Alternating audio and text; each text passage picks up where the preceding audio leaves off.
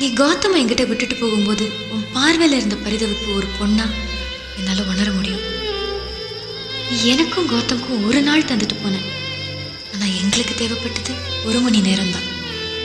40 நிமிஷம் மௌனம், 10 நிமிஷம் உபசரிப்பு, 10 நிமிஷம் பேச்சு.